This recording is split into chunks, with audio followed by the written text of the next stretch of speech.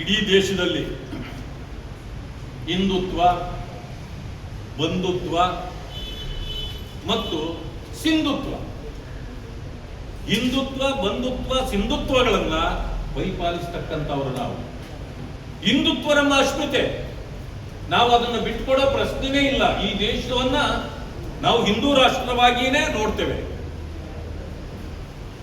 ಬಂಧುತ್ವ ಅಂತಂದ್ರೆ ಏನು ಅಂದ್ರೆ, ನಮಗೆ ಜಾತಿಯಾಗ್ಲಿ, ಧರ್ಮವಾಗ್ಲಿ, ಭಾಷೆ ಆಗಲಿ ಭೇದ ಭಾವಗಳಿಲ್ಲ.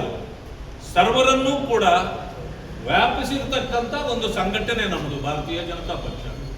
ಅದಕ್ಕೆ ಸಬ್ಕಾ ಸಾಥ್, ಸಬ್ಕಾ ವಿಕಾಸ್, ಸಬ್ಕಾ ವಿಶ್ವಾಸ್ ಅಂತಕ್ಕಂಥ ಮಾತನ್ನ ಪದೇ ಪದೇ ಪ್ರಧಾನಮಂತ್ರಿಗಳು ಹೇಳ್ತಕ್ಕಂಥದ್ದು.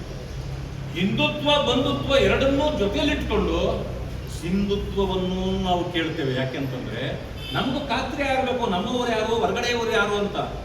ಆ ಸಿಂಧುತ್ವವನ್ನ ಪ್ರಶ್ನೆ ಮಾಡ್ತಕ್ಕಂಥವರು ನಾವು ಖಾತ್ರಿ ಮಾಡ್ಕೊಳ್ಬೇಕಲ್ಲ. ಅವರು ನಮ್ಮವರಾಗಿದ್ರೆ ಸರಿ, ಇಲ್ಲ ಅಂತಂತಂದ್ರೆ ಅವರು ಹೊರಗಡೆಯವರಾಗಿದ್ರೆ ಅವರನ್ನ ಹೊರಗಡೆ ಕಳಿಸದೆ ನಾವು ಬಿಡೋದೇ ಇಲ್ಲ.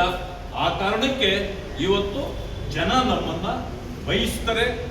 ನಮ್ಮ ಭಾರತೀಯ ಜನತಾ ಪಕ್ಷದ ನಾಯಕತ್ವ ಮತ್ತು ಮೋದಿಜಿಯವರ ನಾಯಕತ್ವವನ್ನ ಬೆಂಬಲಿಸ್ತಾರೆ.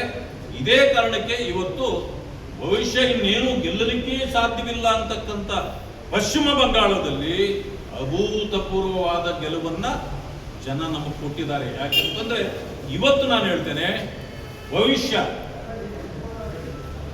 ಪಶ್ಚಿಮ ಬಂಗಾಳದ ಗೆಲುವು ಮತ್ತೊಂದು ದೇಶವನ್ನೇ ಗೆದ್ದ ಅಂತ ಗೆಲುವು ನಮ್ಗೆ. ಇಲ್ಲ ಅಂತಂದ್ರೆ ಭವಿಷ್ಯ ಅದನ್ನು ನಾವು ಕಳ್ಕೊಳ್ತಿದ್ವಿ. ಆ ಪರಿಸ್ಥಿತಿಗೆ ಇವತ್ತು ಅದು ಬಂದಿತ್ತು. ಈಗ ನಿಮಗೂ ಕೂಡ ಎಲ್ಲರಿಗೂ ಕೂಡ ಅರಿವಾಗ್ತಾ ಇದೆ. ಅಲ್ಲಿ ನಮ್ಮ ಪಕ್ಷ ಗೆದ್ದ ಮೇಲೆ ಇವತ್ತು ಪರಿಸ್ಥಿತಿ ಯಾವ ರೀತಿ ಬದಲಾಗ್ತಿದೆ. ಆಟೋ ಚಾಲಕರು ಹೇಳ್ತಾರೆ, ಅಪ್ಪ ನಮ್ಗೆ ಈಗ ಉಸಿರಾಡ್ತಾ ಇದ್ದೇವೆ.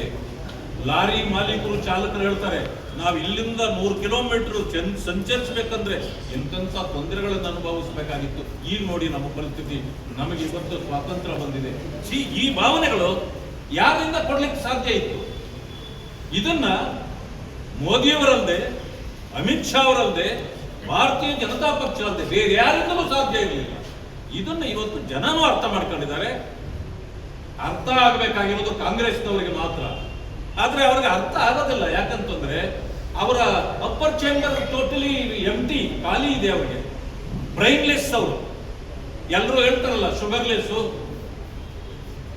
ಬೋನ್ಲೆಸ್ ಅಂದಾಗ ಅವ್ರು ಬ್ರೈನ್ಲೆಸ್ ಅಲ್ವಾ. ಆ ಕಾರಣದಿಂದ